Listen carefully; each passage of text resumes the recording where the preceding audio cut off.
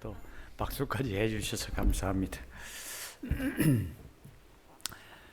벌써 제가 이곳 모스크바 장로교회를 떠난 지가 이제 4년이 가까울 때입니다.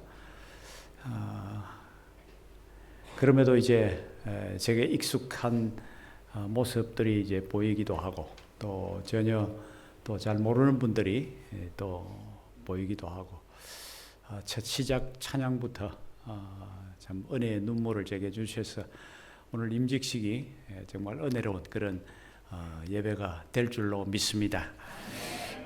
지금부터 그러니까 35년 전에 1990년 9월 9일에 우리 교회가 창립이 되어졌습니다. 한국과 소련이 이 수교하기 전 21일 전에 벌써 우리 교회가 설립되었다고 하는 것은 특별한 사연이 있었을 것이라는 그런 생각이 언뜻 듭니다. 여러분들 우리 교회를 설립하신 고 황상호 목사님을 아마 익히 아시는 분들도 이 자리에 이제 계시고, 또 그렇지 못하신 분들도 이제 계시죠. 화면에 이제 보이시는 대로 이분이 이제 황상호 목사님이십니다. 아마 겉으로 보기에는 좀 완고하기도 하고 강직한 그런 분으로 보입니다만은 사실은 속마음은 참 부드러운 남자였습니다. 예. 여러분들 당시에 이 황 목사님은 스페인 마드리드에서 목회를 잘 하고 계셨던 그런 분입니다. 그런데 갑자기 수교도 되지 않은 이 소련 땅에 선교하고 싶은 그런 마음이 그에게 주어졌다고 하는 것, 여러분들 좀 어쩌면 좀 이상한 마음이 들지 않습니까? 그 이유는 어느 날 밤에 그에게 이제 나타난 하나의 꿈 이야기로부터 이제 시작이 되어집니다. 꿈속에서 어느 날 교인들을 신방을 하게 되었다고 합니다. 그런데 한 사람의 교인도 신방을 하는데 만날 수가 없었던 것입니다. 왜 그런가 봤더니 모두 다 천국으로 호련히 떠나버리고 혼자만 덩그러니 남아 있었던 그런 모습을 꿈속에서 보았습니다. 꿈에서 깜짝 놀라 황 목사님은 깨었습니다. 아무리 꿈이지만 그 꿈이 그때부터 목사님의 마음을 좀 혼란스럽게 했습니다.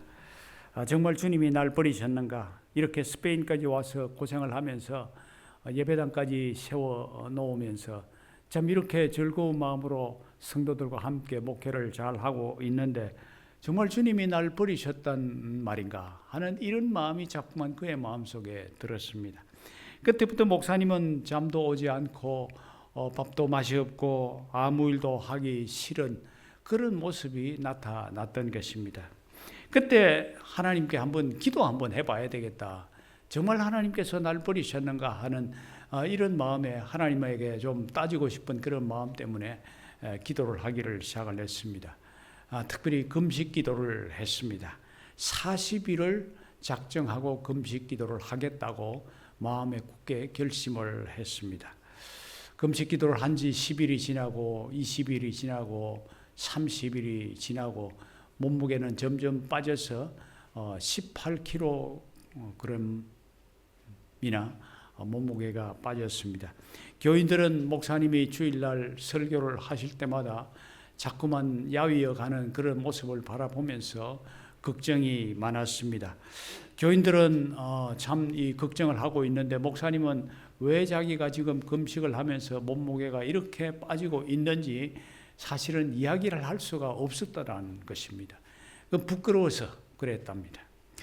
39일이 되었습니다. 그런데도 39일까지 하나님께서 아무 말씀도 하시지 않았습니다.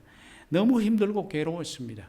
그래서 내일 40일째까지 하나님께서 아무 말씀도 하지 않으시면은 목사도 선교사도 다 때려치우고 이제 목숨을 끝내고 싶은 그런 마음이 그의 마음속에 가득했다는 것입니다. 바로 그때 40일째 하나님은 말할 수 없는 그 고요함 가운데 성령이 이슬처럼 내리면서 과시간을 쓰시는 주님, 못자국을 가지신 주님의 모습을 영적으로 목사님이 볼 수가 있었습니다. 거기에서 완전히 거꾸러져서 하나님 앞에 엎드려 회개 기도를 하고 참 감사의 눈물이 쏟아지는 그런 경험을 하게 되어졌습니다. 몇 시간을 울면서 기도하는 가운데 갑자기 그 황 목사님의 입술에서 이런 기도가 나왔다는 것입니다. 하나님, 이제 나의 남은 목숨을 소련 선교에 바치겠습니다. 그때가 바로 1989년 12월 23일, 바로 우리 교회가 설립되기 9개월 전이었습니다. 한 번도 가보지 않은 소련, 어떻게 가야 할지도 모르는 이 소련을 향해서 이제 선교의 꿈을 꾸기를 시작을 합니다. 그러면서 9개월 동안 준비하면서 수많은 일들이 일어나기를 시작을 합니다. 한 번은 스페인 마드리드에서 자동차를 가지고 이 모스크바까지 달려오면서 정말 눈길에 미끄러져 죽을 뻔한 그런 경험을 하기도 하고, 또 당시에 금지되었던 성경이 공항에서 공항 검사관의 눈을 피해서 무사히 통과가 되어지는 그런 경험을 하기도 하고, 또 선교비가 없어서 배고파할 때 하나님께서 누군가를 통해서 김치도 보내주시고 쌀도 보내주시고 선교 헌금도 보내주셨습니다. 무엇보다도 전혀 모르는 어떤 한 고려인이 통역을 도와주겠다고 그렇게 자신을 찾아왔던, 이것은 사실은 기적적인 그런 사건이었습니다. 그렇게 해서 모스크바 장로교회, 또 모스크바 선교 문화센터, 모스크바 한결학교, 이런 것들을 이제 허락을 받아서 기적같이 1990년 9월 9일 우리 교회가 설립되었던 것입니다. 여러분들, 이처럼 우리 교회의 설립은 한 사람에 의해서 이루어진 것이 아니라 정말 이런 여러 가지 상황들을 생각을 할 때 하나님께서 우리 교회를 시작하게 하신 것이 분명한 것이었습니다. 하나님이 꿈을 꾸게 하시고, 또 황 목사님의 입에서 자기도 모르게 갑작스럽게 이제 남은 내 목숨을 이제는 소련 선교에 바치겠습니다 하면서 그렇게 기도했던 그런 것들, 이건 하나님께서 하시지 않으면 이루어질 수 없는 그런 사건이었다고 하는 것입니다. 지난 35년 동안 수천 명의 성도들이 이곳을 오고 가면서 이곳에서 정말 말씀을 듣고 기도하고 새롭게 변화되고 하나님의 사람이 되어 갔던 것입니다. 그동안 수많은 어려움도 있고 역경도 있고 시험거리도 있었습니다. 그러나 하나님이 여기까지 우리를 인도해 오셨습니다. 지난 35년 동안 정말 하나님께서 우리를 여기까지 인도해 주신 것은, 이것은 전적인 하나님의 은혜라고 볼 수밖에 없는 것입니다. 오늘 35주년을 보내면서 시작부터 함께 하신 그 하나님의 은혜가 우리 모두에게 함께 하기를 주의 이름으로 축원합니다. 여러분들, 어린아이가 한 집에서 태어나 그 아이가 1살, 2살 자라는 것을 보는 부모의 마음은 참 너무도 기쁠 것입니다. 물론 때로 다치거나 아파서 병원으로 달려가야 하는 그런 긴급한 상황을 만나기도 하지요. 그러나 그렇게 때로 아파하면서도 아이가 무럭무럭 자라게 되어집니다. 그러나 만약에 이 아이가 어느 날 성장하기를 멈춘다면 여러분들, 부모의 마음이 어떻겠습니까? 아마도 부모의 마음은 너무도 아플 것입니다. 아이는 자라가야만 합니다. 육체적인 성장뿐만 아니라 정신적으로 자라가야만 합니다. 또 온전한 한 사람의 성인으로서의 그런 모습으로 자라가는 것이 이게 정상인 것입니다. 여러분들, 이 원리는 우리의 육체와 정신적인 성장에만 있는 것이 아니라 사실은 우리의 영적인 성장에도 그대로 적용되어지는 것입니다. 그래서 우리가 영적으로 성숙되어져 간다고 하는 것은, 이것은 대단히 중요한 것입니다. 35년을 보내면서 우리 교회가 처음과 같은 그런 어린아이 같은 그런 모습으로 그대로 있다고 하는 것은, 이것은 무언가 우리 교회가 잘못되어져 가는 것입니다. 시간이 가면 갈수록 좀 더 성숙한 그런 교회, 정말 영적으로 장성한 그런 모습의 교회, 그런 모습으로 자라가는 것이 이것은 정상인 것입니다. 오늘 말씀 14절에 보면 이런 말씀이 나옵니다. 우리가 이제부터 어린 아이가 되지 아니하며 영적으로 어린 아이가 되어서는 안 된다고 말씀하는 것입니다. 13절에서는 이렇게 다르게 표현합니다. 온전한 사람을 이루는 것이라 그렇게 합니다. 그리고 그리스도의 장성한 분량이 충만한 때까지 이르는 것이라 그렇게 합니다. 여러분들 사실 이 두 표현은 같은 의미이지요. 온전한 사람을 이루는 것, 그리스도의 장성한 분량이 충만한 데까지 이른다 하는 이 말씀은 거의 같은 의미입니다. 그리고 여러분들 이 말씀은 마태복음 5장 48절에서 예수님이 하신 말씀과도 같은 말씀입니다. 하늘에 계신 너희 아버지께서 온전하심과 같이 너희도 온전하라. 그러니까 여러분들 우리의 신앙 수준이라고 하는 것이 다른 누구와 비교를 해서 저 사람과 비교를 해서 내가 조금 나은 정도의 수준이다, 이런 정도로 우리가 만족할 수가 없다고 하는 것입니다. 예수님은 우리의 영적인 수준이 어디에까지 자라기를 원하십니까? 하나님의 온전하신 것처럼, 하나님이 완전하신 것처럼 너희도 완전한 모습의 성숙한 그리스도인이 되어야 된다. 이것이 예수님이 우리에게 기대하는 마음이라는 것입니다. 물론 우리가 하나님의 수준에 영적으로 이른다고 하는 것은 사실은 불가능이죠. 그걸 우리 예수님께서 모르시겠습니까? 다 알고 계십니다. 그러나 예수님이 우리를 향해서 기대치가 그 정도라고 하는 것, 이것은 우리가 그 정도를 향해서 끊임없이 우리의 영적인 수준이 올라가야 된다고 하는 것을 의미합니다. 바울이 고린도전서 11장 1절에서 이런 말을 했지요. 내가 그리스도를 본받는 자가 된 것 같이 너희는 나를 본받는 자가 되라. 바울은 자신이 예수님의 영적인 수준에 근접해 간 것 같은, 그래서 예수님을 거의 닮았다고 자신을 그렇게 표현하고 너희들도 나를 닮아라. 그러니까 우리가 예수님의 그 영적인 수준에 근접한 이 바울과 같은 이런 모습으로 우리가 성숙해져 가고 성장해 가는 것은, 이것은 정말 필요한 것입니다. 이 말을 보면 바울이 그리스도의 장성한 분량에 이르기 위해서 얼마나 그가 애쓰면서 살아갔는가 하는 것을 우리가 짐작해 볼 수가 있는 것입니다. 그러니까 여러분들 우리의 신앙이 어린아이의 수준을 넘어서 장성한 어른의 모습이 나타나도록 성숙해 가야 하는 것은 당연한 것입니다.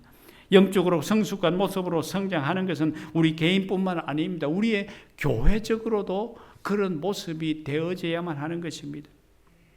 다른 교회와 비교해서 조금 나은 그런 정도의 교회, 그것을 하나님은 기대하는 것이 아니라 정말 우리 주님이 기뻐하실 만한 그런 어떤 모습의 교회 모습이 되어지는 것, 이것이 이제는 35년을 지나는 우리 교회의 모습이어야 된다고 하는 것입니다.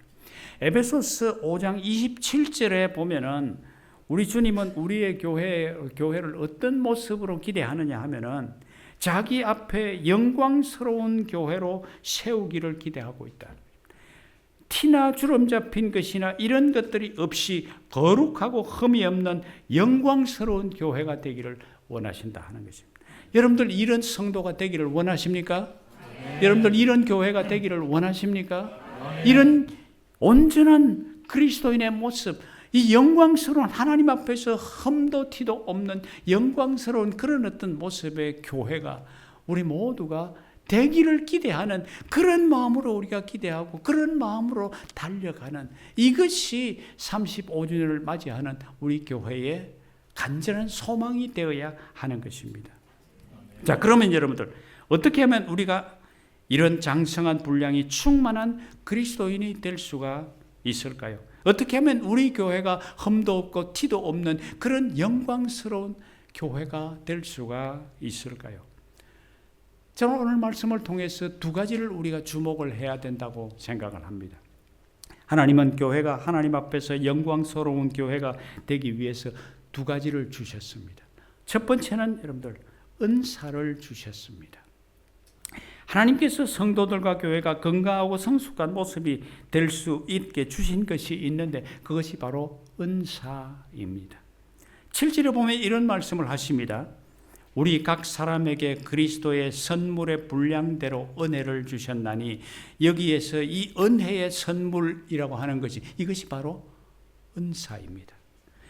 8절과 10절을 쭉 우리가 계속해서 읽어보면은 예수 그리스도께서 십자가에서 사탄과의 싸움에서 승리하시고 성천하시면서 성도들에게 나누어 준 것이 있는데 그것이 바로 은사다, 이렇게 설명하고 있습니다. 성경에 표현된 은사는 참 여러 가지지요. 로마서 12장, 고린도전서 12장, 또 베드로전서 4장, 이런 것들을 읽어보면 수많은 이 은사들에 대한 얘기가 나옵니다. 뭐 지혜의 은사, 지식의 은사, 믿음의 은사, 치유의 은사, 능력, 섬김, 가르침, 권위. 이 권위는, 성경에서 말하는 권위는 상담을 의미해요. 그 다음에 다스림, 긍휼, 구제, 대접, 예언, 영분별, 방언 통역의 은사, 수없이 많이 있습니다. 여기에 언급되지 않은 수많은 은사들을 우리 각자에게 하나님께서는 다 주셨습니다. 하나님이 이런 은사들을 우리에게 주신 것은 뭐 때문입니까? 사용하라고 주신 것입니다.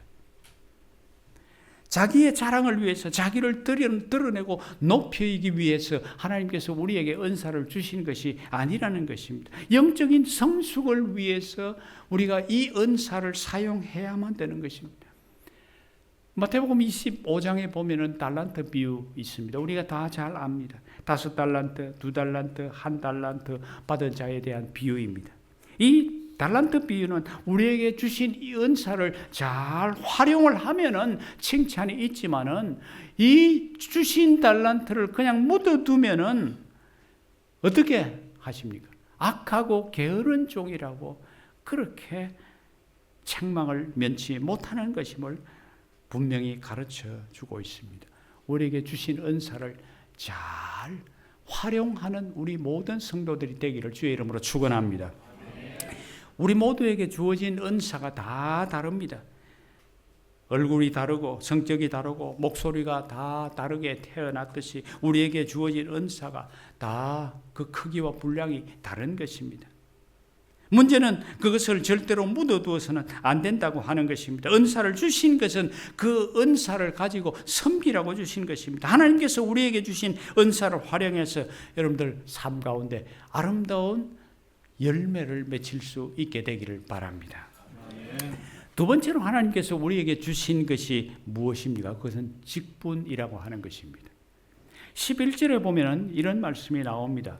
그가 어떤 사람은 사도로, 어떤 사람은 선지자로, 어떤 사람은 복음 전환한다로, 어떤 사람은 목사와 교사로 삼으셨으니 했습니다. 그러니까 여러분들, 교회의 모든 직분은 사람이 세우는 것이 아니라 누구가 세워요?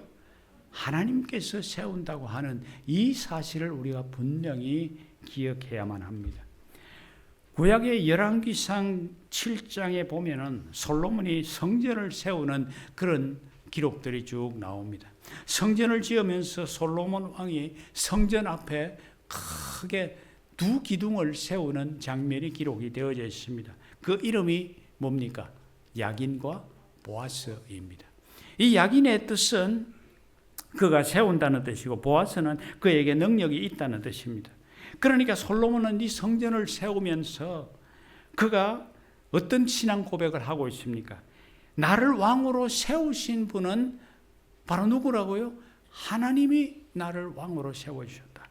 그리고 보아스, 나를 왕으로 세워서 능력 있게 사용하시는 분이 하나님이다. 하나님께서 내게 능력을 주셨다. 이런 신앙 고백을 그는 성전을 지으면서 바로 그 성전 앞에 거대한 기둥을 세우면서 그렇게 표현을 하고 있었던 것입니다. 그래서 솔로몬은 이 성전을 올라갈 때마다 그가 외쳤던 노래가 있습니다.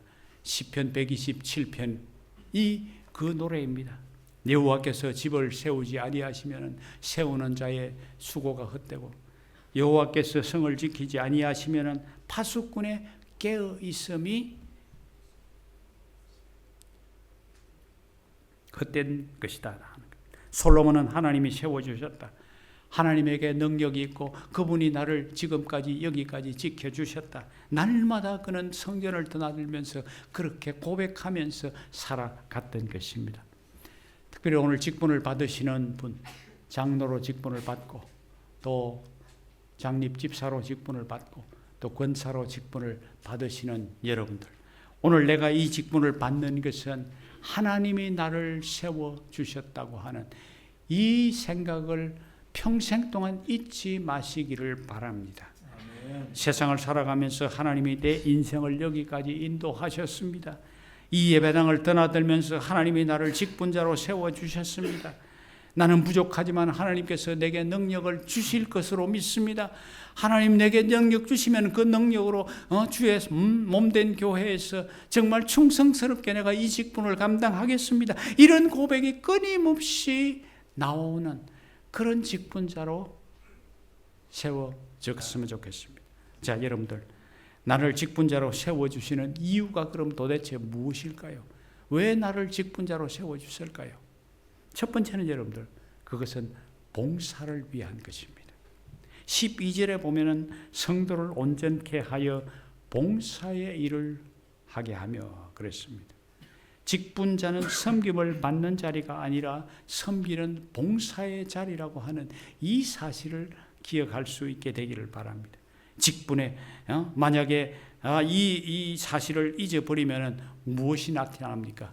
직분자에게 나타나는 것이 권위입니다. 군림하는 것이 나타나고 주장하는 자세가 나타납니다. 누군가를 지적하고 야단하는 그런 어떤 모습으로 직분자가 나타나는 것입니다. 이런 모습이 직분자에게 나타나면 그때부터 직분자의 본분은 사라지는 것입니다. 직분자가 봉사의 마음이 사라지고 권위가 나타나고 주장하는 자세가 나타나면 직분자의 사명을 잃어버리게 되는 것입니다. 두 번째로 여러분들, 나에게 직분을 주신 이유가 무엇일까요? 그 이유는 바로 12절에 기록되어 있습니다. 그리스도의 몸을 세우려 하는 것이다. 여기서 세운다는 말은 영어로 build입니다. 세운다. 세운다의 반대말은 뭡니까?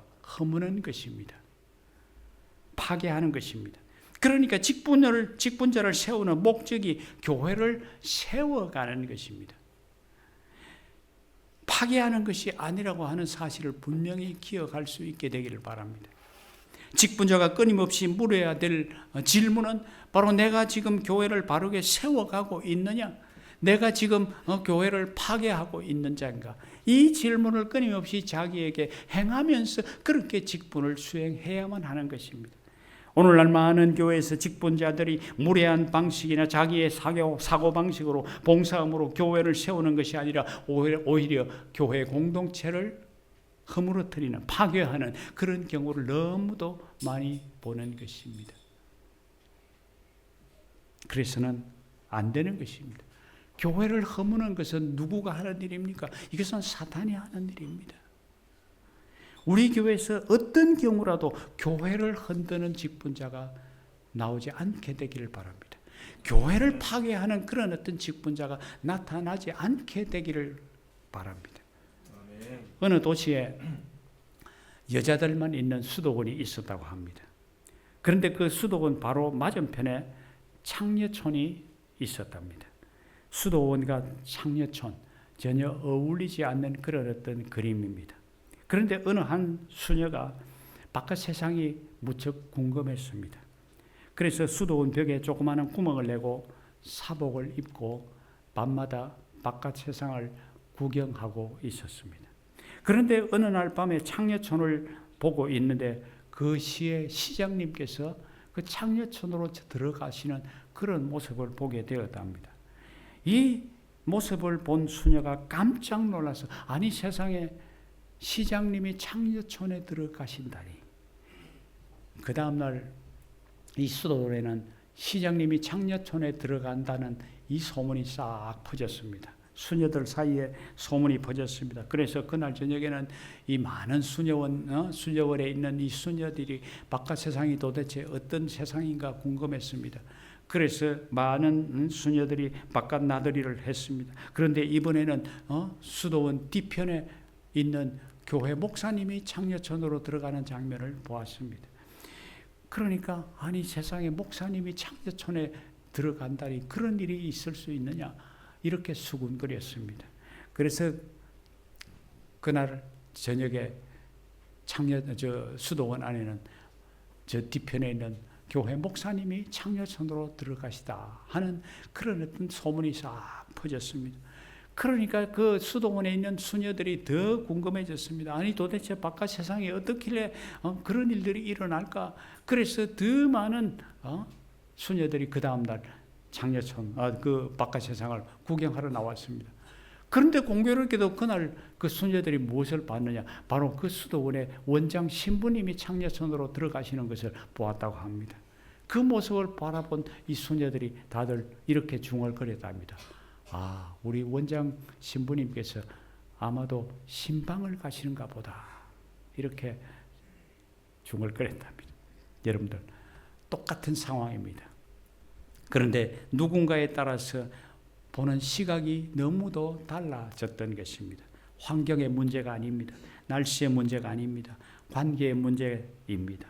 내가 상대방을 어떻게 보느냐, 내가 어떤 시선으로, 어떤 관점으로 그것을 해석하느냐, 이것이 문제라고 하는 것입니다. 교회 안에서 일어나는 모든 상황, 사건들, 이런 것들은 어떤 모습으로 우리가 바라보느냐 하는 것이 굉장히 중요합니다. 한 사람의 어떤 사건 하나가 그 사람이 일으킨 그 사건을 어떤 모습으로 바라보느냐에 따라서 이런 엄청난 일로 결과가 나타날 수가 있다고 하는 이 사실을 우리는 기억해야만 됩니다. 이 수도원의 수녀들 같은 그런 모습으로 사람을 보아서는 안 되는 것입니다. 하나님의 말씀의 눈으로 우리는 모든 것을 볼 수 있어야 됩니다. 주님의 눈으로 볼 수 있어야만 됩니다. 특별히 직분자의 보는 시각은 달라야 됩니다. 정확해야 됩니다. 그리고 말씀의 눈으로 바르게 볼 수 있는 그런 시각을 내게 달라고, 그런 모습으로 교회에서 섬기는 그런 직분자들이 다 되기를 바랍니다. 네. 한국교회 초기의 역사 가운데 이런 한 토막의 이야기가 있습니다. 미국 선교사가 우리나라에 와서 사역을 하면서 본국교회에 이제 기도 편지를 보내는 내용 가운데 나온 한 토막입니다. 그 선교사님이 평안도 어느 시골에 전도 여행을 갔습니다. 그곳에서 그는 이상한 장면을 보았습니다. 아버지가 소가 메어야 될 멍에를 메고 아들이 쟁기를 잡고 밭을 갈고 있는 그런 모습을 보았습니다. 그래서 이 선교사님이 도대체 저 집안에 어떤 일들이 있기에 아버지가 이렇게 멍에를 메고 이렇게 아들이 쟁기를 붙잡고 이렇게 밭을 갈고 있을까? 그래서 궁금해서 그들에게 찾아가서 이렇게 물었습니다. 아니 어떻게 해서 그런 모습으로 일을 하고 있습니까? 그랬더니 그 아버지가 하시는 말씀이 우리가 소를 예배당 짓는데 바쳐서 그래서 이렇게 일을 하고 있습니다. 그러면서 아주 즐거운 모습으로 일을 하고 있더랍니다. 그 선교사님이 기도 편지를 마무리하면서 이렇게 기록을 했다는 것입니다. 바로 이런 희생 정신이 한국 교회를 세웠습니다 하는 이런 얘기였습니다. 오늘 임직을 받으시는 여러분들, 교회가 세워지기 위해서는 직분자들의 희생 정신이 없으면, 직분자들의 희생이 없으면 절대로 이루어질 수 없는 것입니다. 직분자가 내가 장로다, 내가 장립집사다, 권사다 하면서 누군가를 손가락질하고 지적하고 야단하고 그렇게 되기를 시작을 하면 그 교회는 순식간에 허물어지고 그 교회는 순식간에 파괴가 되어지는 것입니다. 여러분들 이렇게 교회가 허물어지고 교회가 파괴되는 이것은 누구의 일이라고 했어요? 사탄의 일입니다. 여러분들이 사탄의 모습으로 이렇게 교회를 섬기지 않게 되기를 바랍니다. 네. 여러분들이 희생정신으로 그렇게 섬기고 봉사해야 교회는 바르게 주님이 기뻐하시는 그런 모습에 그 점도 없고 흠도 없는 영광스러운 교회로 성숙해져 갈 수 있는 것입니다. 바로 이런 모습이 오늘 직분을 받는 직분자 모두에게, 그리고 이미 직분을 받아 있는 모든 분들에게 이런 모습이 있게 되기를 주의 이름으로 축원합니다. 기도하겠습니다. 주님 감사합니다.